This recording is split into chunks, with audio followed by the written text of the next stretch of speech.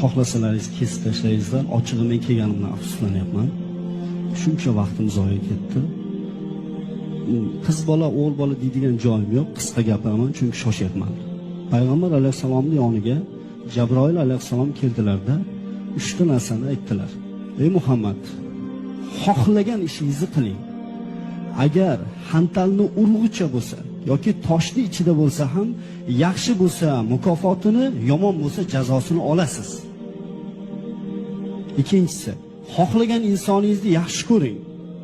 Baribir bir kun ajralasiz. Xohlaganingizcha yashang, xohlaganday. Fahshga botib yashaysanmi, zinoni targ'ib qilib yashaysanmi, avratingni ko'rsatib yashaysanmi, baribir bir kun o'lasan va Alloh taoloning oldiga borasan.